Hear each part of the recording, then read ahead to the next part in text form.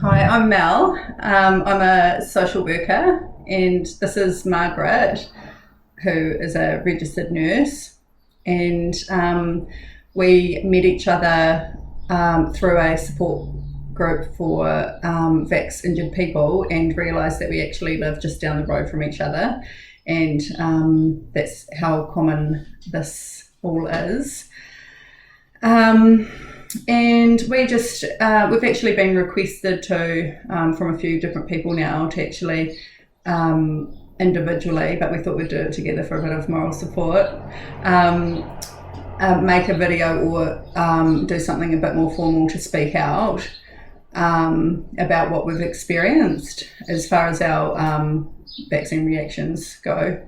We should probably avoid saying too many trigger words, otherwise it gets taken down off social media. Yeah. So I might just beep that one out. But so I'll go first, I suppose. Is there anything you wanted to say to start with? You go. Okay. So I had my first Pfizer, on the 20th of October 2021 at a local pharmacy, and the reason I did it was, I didn't really know enough about it at the time. I'd looked into it, but only some of the information that is, the little cartoons that tell you about it, dished out from the government, and I hadn't even looked into any of the other information because I didn't know that it I didn't know there were risks, and I thought it might just all be a bit kind of conspiracy theory for me. So I wasn't too interested in the whole pressure or the mandating of it. I've always disagreed with all of that. I was a bit of a fence sitter, but I thought it was just going to make life easier if I just went and got it. And I had bought in completely to the COVID hysteria, that it's going to spread and we're all going to get it ASAP, so hurry up and get your vaccine. So I kind of bought into that, and I thought, I better, even though I wasn't mandated in my line of work, but I had a little bit of a motivational speak from one of my contractors, and so I went and got it. I felt like something was off on the day. I just my little one, I've got a 1.5-year-old. He was scratchy about being there and whatnot, and I don't know. I just something felt off about it, but I got it anyway. It was fine for the first hour, then got the, because I had it in my right arm, and then within the hour I had, pain and inflammation kind of spread from the arm into the shoulder and into my neck and down my back a bit, and I felt like that was a normal reaction to expect. People talked about having a sore arm, and, I'm pretty solid, and I was really healthy at the time, and I'm used to doing physical stuff and not being too much of a sook about things like that. So I was like, yeah, that's all part of it. Had a bit of a headache later on in the day, drank lots of water. But then that night, lying in bed, I noticed that same kind of hot, painful feeling had gone over into my heart. And I've never had heart pain in my life, and I've never had anything wrong with my heart in my life, and I've never even had something happen that would even, where I could actually feel where my heart was, because I couldn't even, for the first time I could feel where my heart was, and that there was a sensation, something happening to it. And so I knew that wasn't quite right. The next day it became more constant. And that night, my daughter got me to call Healthline, which I did. They said they did a few questions and decided it wasn't too urgent, and but said call 111 if it gets any worse. The next day, I went to work, and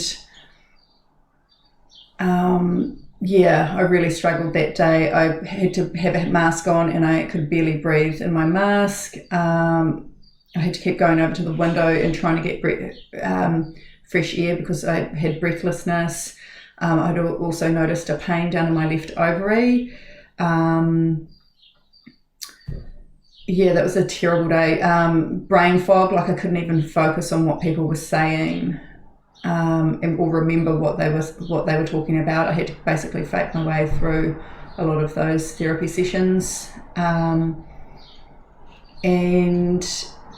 that night, the chest pain and the breathlessness, particularly on the left side where my heart is, and I know about anatomy and physiology, so I know where my heart is, despite what some doctors and nurses have tried to tell me when I've ended up in hospital, but we'll get to that later. And I called Healthline again, and they said to get to after hours care or assessment. So booked me in with the local doctor's clinic, and I went there, did an ECG, and had my bloods done, and then a bit of an assessment, and they determined it wasn't like he said that there are a lot of these things coming through after the vaccine. He was actually a really good doctor and being quite transparent. But he said that with the ECG results and the bloods, they weren't too, just get rid of that. They weren't too worried that it was anything too serious at that point. Over the next 2 weeks, just to kind of summarise it up a bit more, over the next 2 weeks, I had a day 5 days after the vaccine, so on the Sunday, where I woke up and I'd felt like I had the worst hangover of my life, and I don't drink anymore. So this was, massive headaches, just fatigue, sweats, on the couch, just feeling really nauseous the whole day long. Day 5 after the vaccine that was, and over those next 2 weeks it was just about every side effect you can see on MedSafe, because that or they warn you about the side effects, but they don't say you're going to have them all at once for like weeks on end, or at this stage 3 months. It's been 3 months since I've had that vaccine now, and I still have side effects. So no, they don't mention any of that. They don't give you full disclosure or full information about what you're actually signing up for. And so it was, I was getting tremors, like in my hands. I was getting muscle weakness, terrible brain fog and vertigo feeling, dizziness, poor sleep, because I'd get these aches. So at that stage, in the first 2 weeks, it was still kind of my main concern, even though there were these other side effects coming and going, was my heart. And there was one day where I needed my partner to take me to hospital because I woke up and soon developed the pain went up into my shoulder and down my left arm and then down my left leg, which I've never had anything like that before. I thought I might have been having a stroke or something. So I had to go to A&R, ER, is it A&E? Yeah, something like that. And they did all the tests. They did a D-dimer that time. And again, couldn't really find what the issue was. He thought it might be skeletal muscular or something like that. You're the nurse, is that the right? Something like that, But he said, I can tell you what it's not, but I can't tell you what it is. And he's like, I don't. And now I have since learned that they can't really tell you that you definitely don't have myo or pericarditis from what they did. They can just say that there was no indicators for it from the test that they did. So it was a ECG and bloods again. But when I said, well, what is it then? If you're saying like there's no indicators for those things, then what's happened to me, and why am I having these weird side effects from the vaccine, and he couldn't really give me an answer, and then so left there with a prescription for Nurofen, which he said, you know, even if you did have pericarditis, we would give you Nurofen and tell you to rest anyway, so just, you know, basically go with that. Came away, and there was a stage where I thought I might have been getting better, and then developed, like, the chest pains got a little bit better, and then developed this weird pain down the back of my legs, this weird aching pain down behind my knees and into my calf muscles. And this was starting to really freak me out, because I'm looking at what some people have developed from this vaccine, is it, I don't know, it was mimicking MS kind of type symptoms, or is it Guillain-Barre? Which is another autoimmune type disorder to do with your nerves, and I was getting kind of tingles in my hands and feet. So it was really freaking me out, to be honest. And at that stage, I had a phone consultation with my GP and mentioned this to him. And he said, oh, it might be, he's lovely, but he's, you know, he's got a kind of la-di-da way of how he speaks. And he's like, oh, it might just be that your immune system's getting a bit confused and is kind of attacking your muscles instead of the spike protein in your system. But he said, yeah, that is a new one for him. He isn't familiar with that side effect at that stage. That was, over 2 months ago. And he does expect it to settle. So I haven't seen him since that phone conversation. We also did a ACC claim at that time as well, not knowing when these side effects were going to end and what ongoing support I might need around that.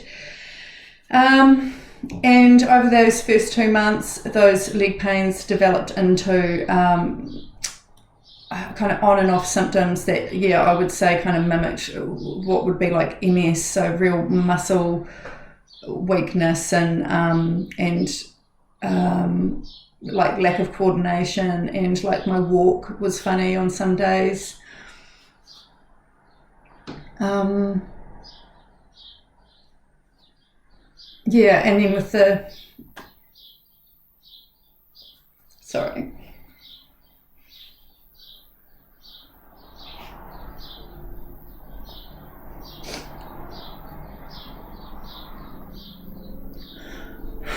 just stop. That's all right. It's just a lot.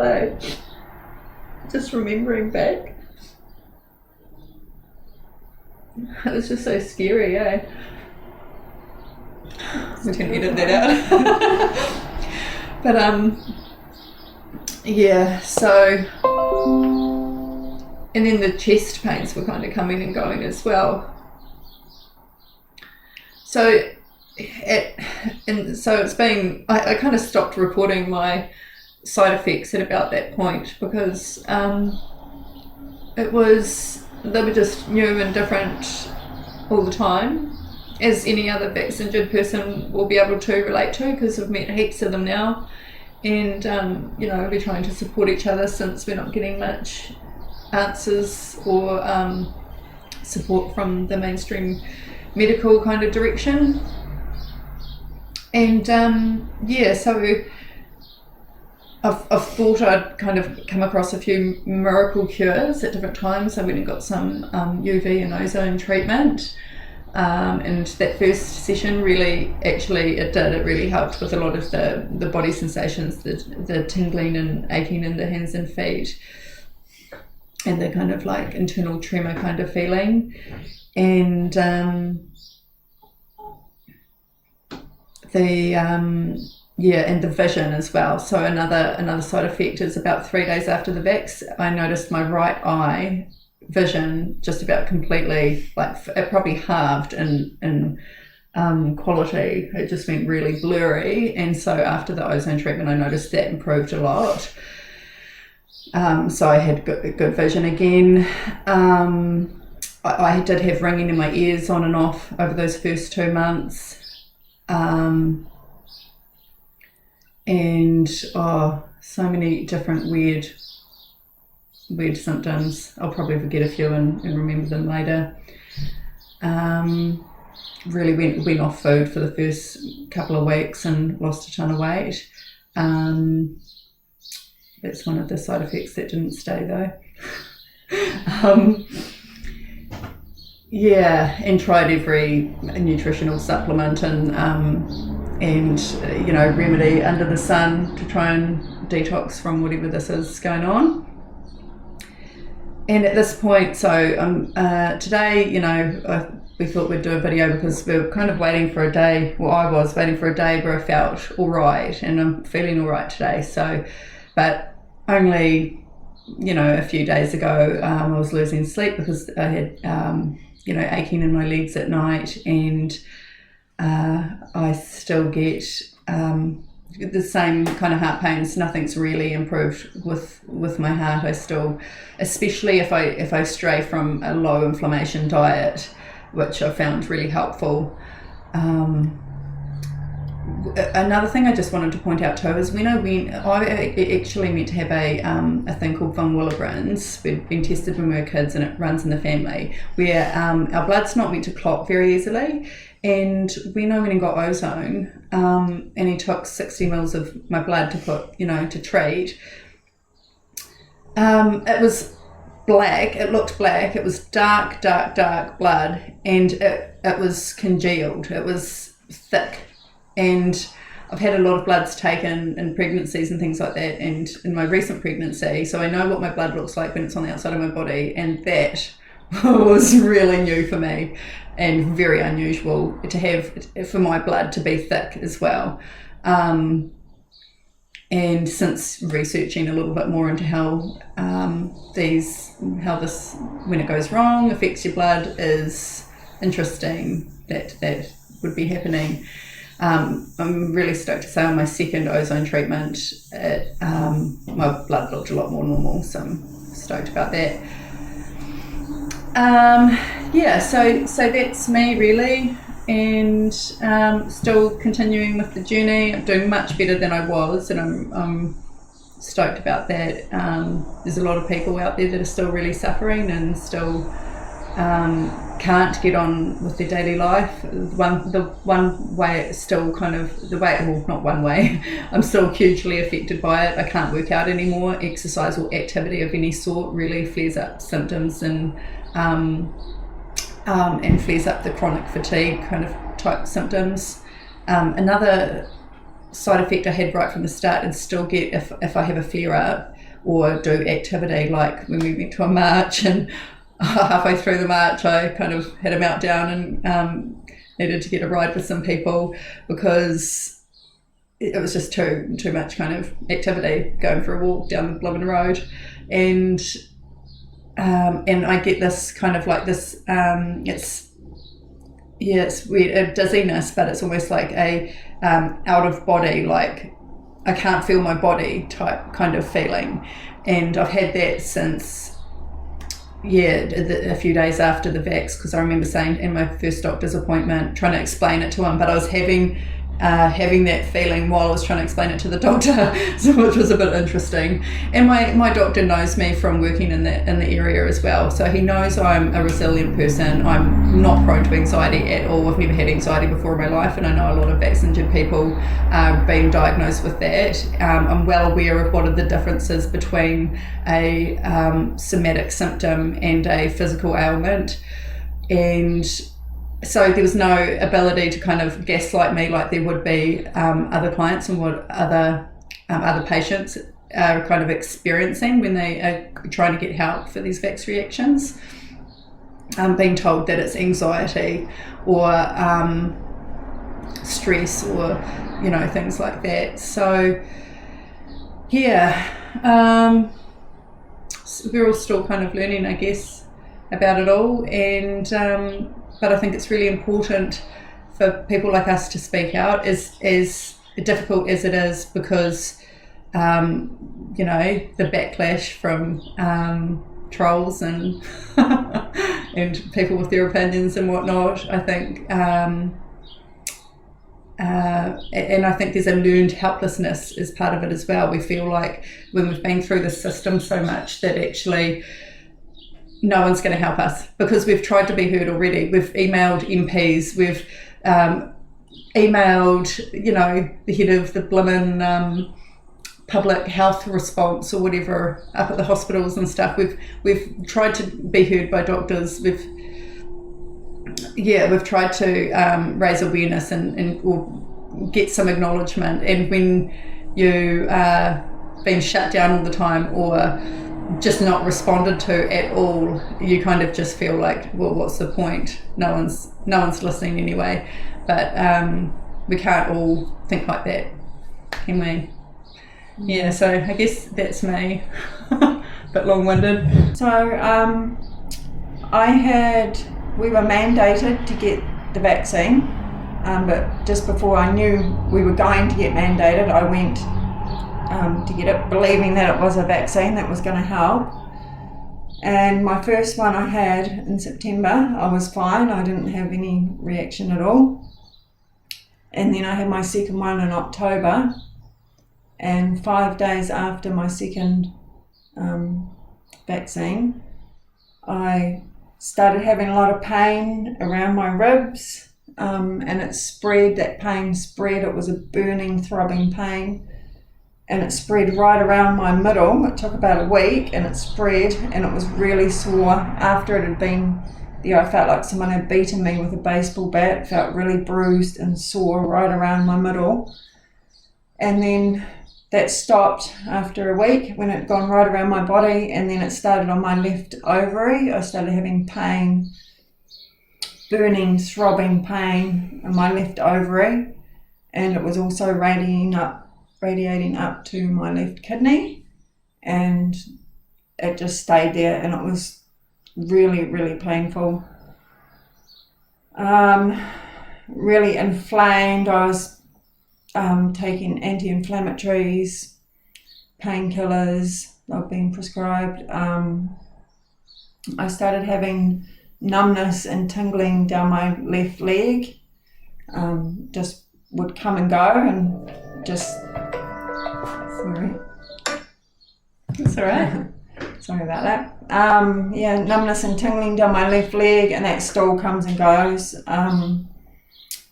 My period went away completely and never came back. It was really regular. I started also having respiratory issues, which I never had before. I was strong, fit, healthy, never been sick in my life. After getting this vaccine, I've had nothing but health problems, breathing problems. My lungs get really, really sore. I get breathless. I had no energy. I spent 2 weeks I could barely walk from my bed to the couch. Just the chronic fatigue and the pain that I was in. And things kept happening. New things, like what Mel said, new things kept happening. My vision started going strange black dots. I still see them, and my vision's just getting really bad. Also, I've had numbness down the right and tingling down the right side of my face, and on the side of my head and down the side of my face. It's been horrendous. I haven't done any exercise because I just can't. Yeah, it's horrible. When I do exercise, I get worse. The next day I'll suffer. There'll be some pain or inflammation somewhere in my body. What other issues have I been having? There's so many of them. I was just thinking that too, like you kind of like forget all of the weird symptoms that come up, and like I can't, like I was quite a social butterfly before, but I can't even, be in a room of people for too long, or I you know, like socialization actually really kind of drains me now. Yeah. And I've noticed it a few different times where there's been a lot of people around me at once where I just have a bloody meltdown like I do with physical activity. It just gives you that chronic fatigue kind of feeling again. Yeah. And, or I like on Christmas Day even, I just kind of like started just not spinning out, but just getting really lightheaded and so there's all those little ways that it affects your definitely. And what you were saying about the brain fog, I've had that. I could feel pain going up my spine. That pain, same burning, throbbing pain, has gone up my spine, and I could feel it moving slowly up my spine, up into my neck, and up into my back of my head. It sounds weird, but and that's when I started having all that brain fog, where I couldn't spell things, easy words, and even just putting sentences together. Sometimes just having a bit of trouble. Reading, writing, brain fog. That's another symptom I've got, is the speech thing. For like the first 2 weeks, I couldn't even speak properly. I'd stutter or lose words in the middle of a sentence. And it took me, maybe a month for that to kind of come back, where I wasn't having to excuse myself because I couldn't talk properly, which is quite major, really. Yeah. Like, what's that doing in your brain? Yeah. Definitely. It's frightening because you don't know if it's going to go away. This is, since October. It's January now, and I still get these symptoms are still coming back. I'm getting better. I've had also, I don't know if I said, the chest problems, so I got taken by ambulance to the hospital. I've never had heart problems in my life, but I started experiencing tachycardia and arrhythmias. It was terrifying. And so can you explain what those are, Margaret? Or just like a fast for us? My heart was just beating really fast, and I was aware of it. I could, the day before this happened, I had a real heaviness on my chest, like just someone sitting. It wasn't painful, but it was like someone sitting on my chest, like crushing my chest. I've heard that for a lot of people, like that pressure of someone feeling like someone's sitting on their chest. I didn't have, that wasn't my sensation as such, but I've heard it from a lot of vaccinated people that they have that pressure on their chest. And but I did have the tachycardia that you speak of, which is like the elevated heartbeat, heart rate. And my active watch actually shows that, luckily, because to doctors that, they're like, 98, that's probably a bit high, but nothing to be too worried about. And it's like, well, my usual resting heart rate was between 55 and 66. So, and then, and I've actually got a graph of my, from my active watch on my phone of before the vaccine, and 3 days before the vaccine, I actually climbed a mountain and my heart rate, that I had to stop because I was like, this is hard work. But that's, I was fit and capable, and it shows my heart rate on that day is like higher than all the rest. And then 3 days after the vaccine, my heart rate just absolutely skyrockets. And that's with me resting and sitting around home and being very careful about moving from room to room. Otherwise, my heart rate goes through the ceiling. And so it shows on my active watch, like the elevation of it. And so I'm glad I had that to actually show doctors. It's been a common side effect. I've talked to a lot of people that experiencing a lot of heart problems, and the arrhythmia as well. So it was like skipping beats. It was I got my stethoscope out and I could feel my arrhythmias, and I could hear them as well. Because I felt like I had that, but I didn't really know what it was.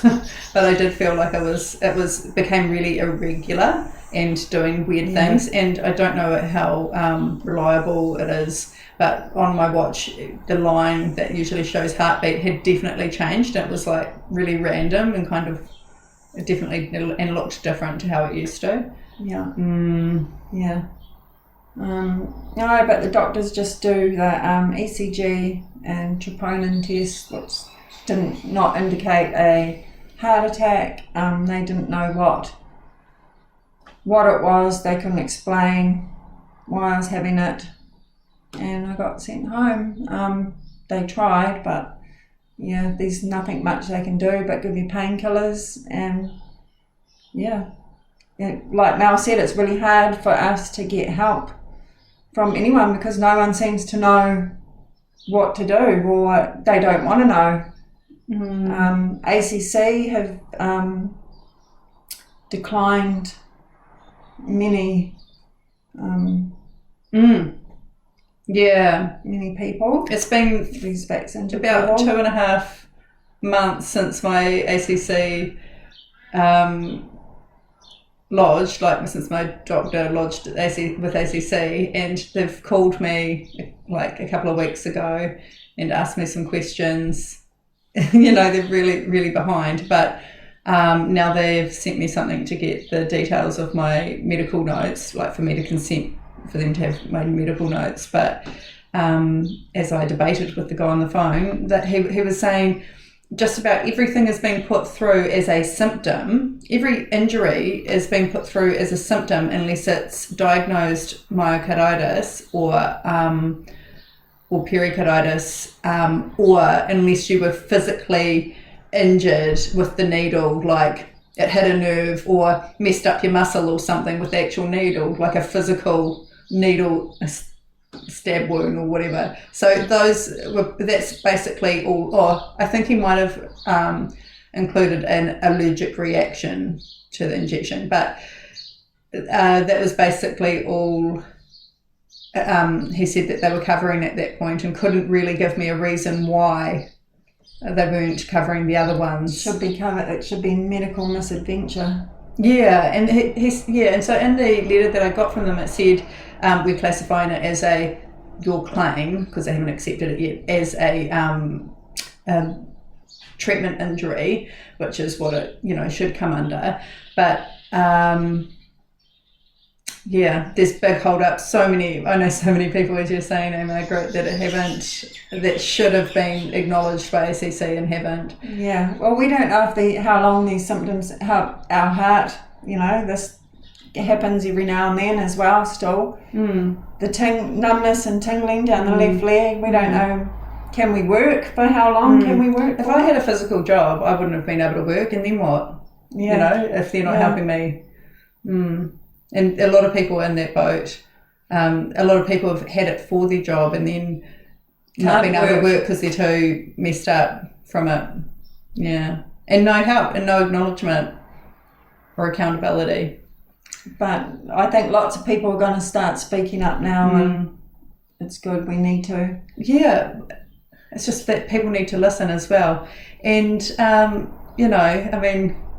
I'm on Facebook and I'm on there harassing Jacinda on every bloody post she does and other MPs, and our local MP deleted my questions, and they were diplomatic questions about the heart inflammation being caused by the vaccine, and even if it's not diagnosable under one of those things, myopericarditis, what is the long-term side effects of all these heart issues that people are having from it, whether it be the people who, and there's so many people, there's thousands and thousands of nerve problems, people going blind, deaf. Yeah, and even out of my own close friend group, I know heaps of people that have had heart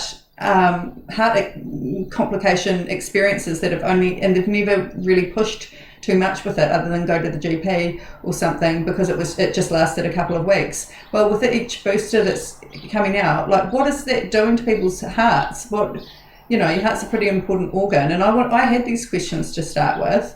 I still have them. No one's answered them yet. But what is the long-term effect on people's hearts if this is happening to them, even short-term? Never mind us long haulers that are having new symptoms all the time, and long drawn out heart complications and issues. What about that? Yeah. And why aren't we able to get MRIs on our hearts for these issues, which is one of the only definitive ways of really knowing about a myocarditis or pericarditis diagnosis?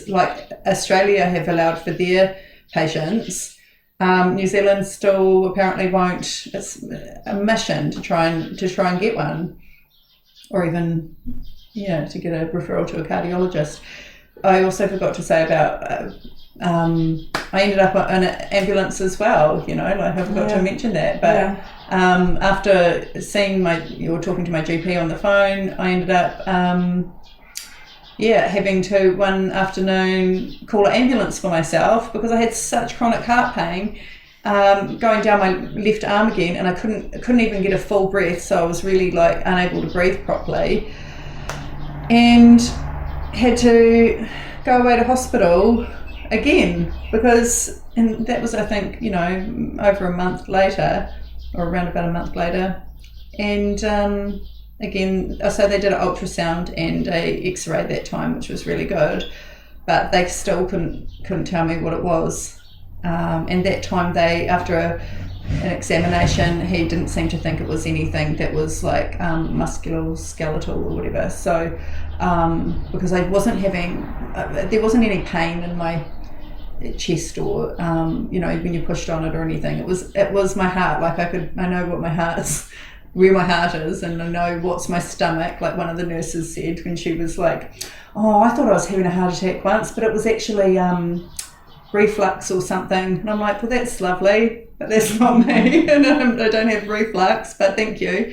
It's been it's just people trying to explain what they can't explain, I suppose, and trying not to get in trouble themselves potentially.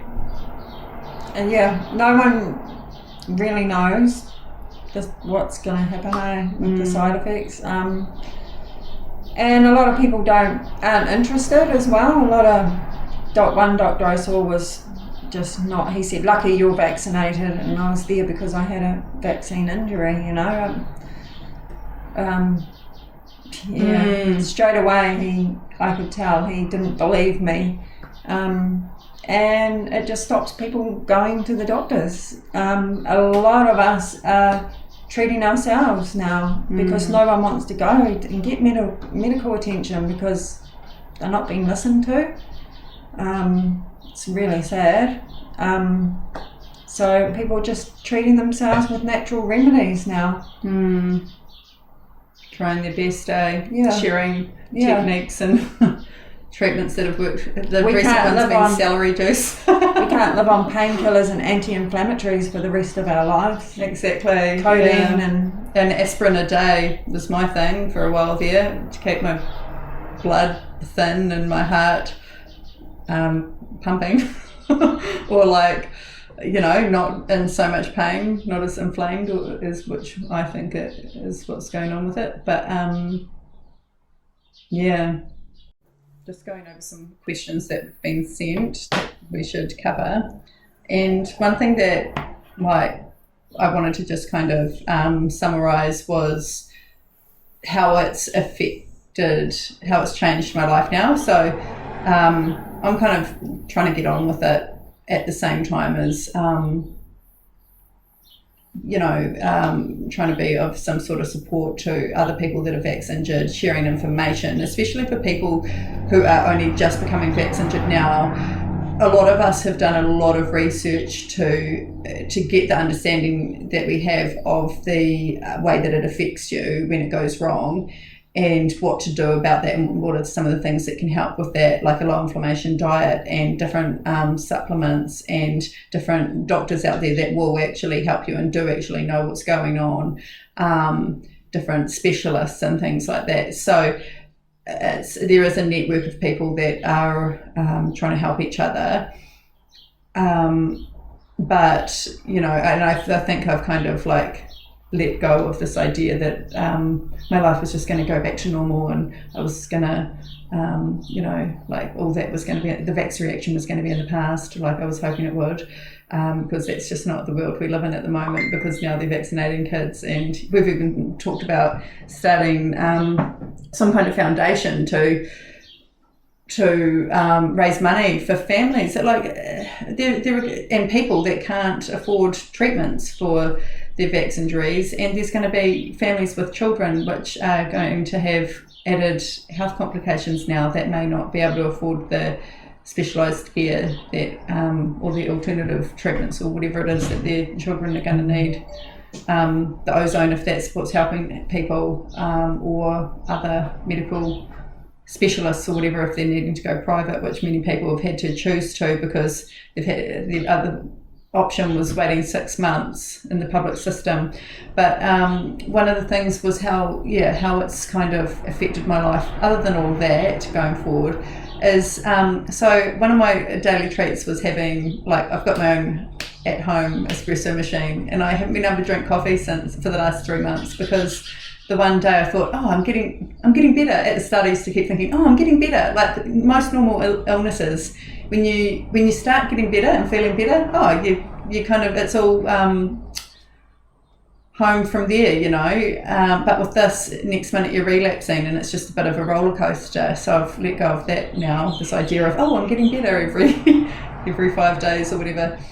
But yeah, I can't drink coffee anymore because the one day that I did give it a go, even a week instant coffee, I felt like I just had the worst symptoms all day. I literally felt like I had MS, like I was saying about some of the symptoms. That day I literally was like, I hope that's not what I've developed. Like, what if that's something I've developed from this?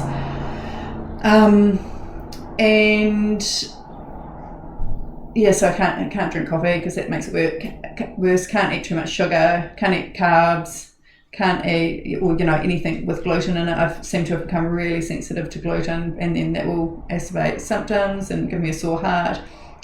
Can't really even have like more than one drink. If I get on to 2 glasses of wine, then I will have a sore heart from it. Exercise. Was really active. That was one of the things I enjoyed. Had left that I was enjoying in my life after becoming a mum again, and I can't be active anymore. Can't do the bush walks and the beach walks and the coastal walks and all, get out in nature like I used to enjoy, because I just can't walk too far. I can't exert myself. Yeah. And the other thing that I'm hearing from people is when they say, but if that was happening, we would hear it on the news. We would have seen it on the news by now. Well, I can tell you right now, there are so many people that have tried to access media, get interviews from people in mainstream media, and they're not having a bar of it. There is something not going right in the usual channels that we would use to be heard and be acknowledged. I've worked alongside government, you will live in the health industry as well, for years, and I know the avenues in which to be heard about an issue or to advocate for a community or a group of people, and no one's listening. No one's allowed to listen by the sounds of it, and I'm no conspiracy theorist, but at all. Neither am I. Yeah, we're educated women, but there is something seriously going on. Something's not right. Why are people that are claiming to care about people's health and are so, worried about them getting sick from COVID, why are they shutting down so many people with such serious illnesses or deaths? So I believe there are many, many more deaths than what they're accounting for. I think MedSafe lists 2, and the mainstream media have only ever featured 1. Yeah, Rory. And there are so many out there. I know of another death, a friend of mine's stepdaughter. I won't go into too much detail because that's their story to share if and when they're ever ready, but that hasn't been accredited as one. And it's when you know the details of some of these deaths yourself, or talk to the loved ones of the past, of the people that have passed, it's pretty unrefutable, and it's not been acknowledged. And I believe it because no one's acknowledging the vax reactions either. No one's I've tried to be heard by that many different people, and no one's gone, hey Mel, can I actually talk to you about that, because I'd really like to hear about that. When I was advocating for a community of at-risk youth and young people that didn't have access to services that they needed, occasionally I'd have people in positions of power or being able to help, from government or government agencies or other trust funders and things like that, be like, oh, that's really interesting, can I hear more about that, because we'd love to be able to help if we can. No one is saying, no one's showing any interest. And in this regard, it would be the Ministry of Health that should be showing some interest in these vax reactions. Why aren't they? Because they're the ones jamming it into people. Like, it's corrupt. And more all the time. There's a corruption in the line of information and the line of accountability, and that's not science. The scientific process relies on monitoring and effective evaluation. And so if you're not doing that, that's not a scientific process. And so that's not science that you're actually using to back up this, decision or rollout that's going on. The whole thing's flawed and doesn't actually rely on what it says it does. So people need to go back to the drawing board. Yeah, so do you have anything else to add? No, so that's our story. We just wanted to share and get out there and hopefully help someone. Yeah. Yeah.